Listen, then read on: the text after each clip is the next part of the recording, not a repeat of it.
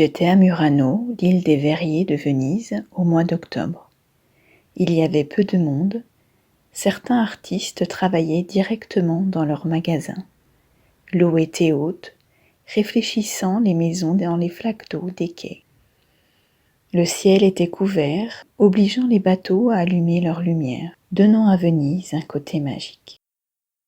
Tout à coup, au détour d'une ruelle, j'ai entendu cette musique jouer sur des verres. La musique du générique de Harry Potter.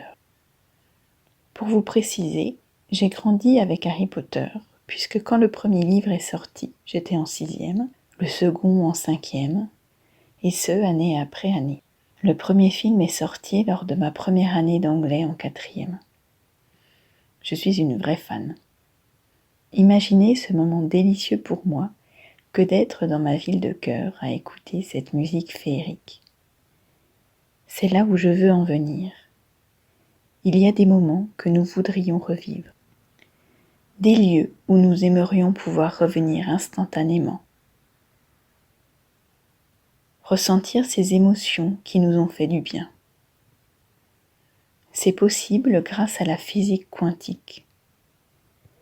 N'étant pas spécialiste de la théorie, je vous laisse le plaisir de vous renseigner vous-même si cela n'est pas déjà fait. Vous pouvez regarder les travaux de Carl Jung, Max Planck, Albert Einstein et plus récemment Hubert Reeves et Joe Dispenza. Pour plus de facilité, je vous conseille de lire les articles de l'INRES dans leur magazine ou les articles gratuits sur leur site internet. Petite parenthèse sur la notion du temps. La notion de temps, telle que nous la connaissons sur Terre, n'est valable que dans les conditions terrestres.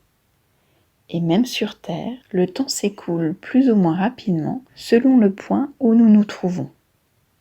Si vous placez une horloge au niveau de la mer et une horloge au-dessus du Mont Blanc, vous verrez que le temps s'écoule plus lentement au-dessus du Mont Blanc et encore plus lentement dans l'espace.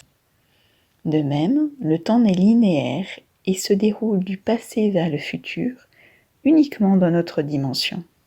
Il existe ailleurs des boucles temporelles. Notre âme peut donc voyager. Je ferme la parenthèse. Toujours est-il que j'ai développé ma propre façon de revivre ces moments. Avec cette méthode, je parlerai techniquement de ressentir de nouveau ces moments.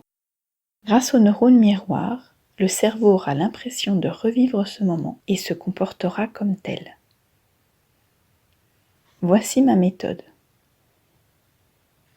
Quand je suis dans un moment que je sais que j'aimerais ressentir de nouveau plus tard, je m'en imprègne. Je me mets pleinement dans l'instant présent et je me concentre pour ressentir l'atmosphère du lieu, sa température, ce que je ressens dans mon cœur et dans mon corps, l'énergie de la personne si quelqu'un est présent et que je veux de nouveau ressentir sa présence. Je me concentre également sur ce que ressentent mes doigts, la pulpe de mes doigts, la paume de ma main, la peau de mon visage et parfois de mon corps entier, selon ce que je ressens.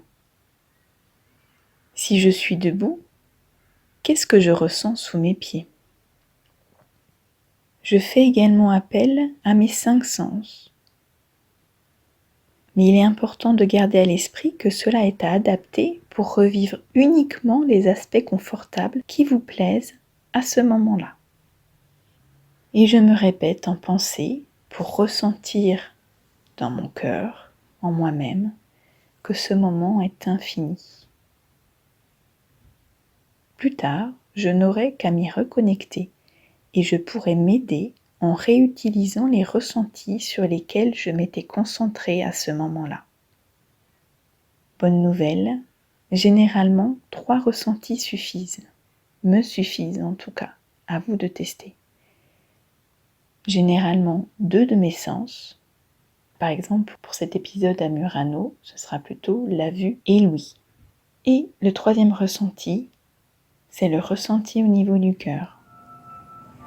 À vous d'essayer ou de partager votre méthode si le cœur vous en dit.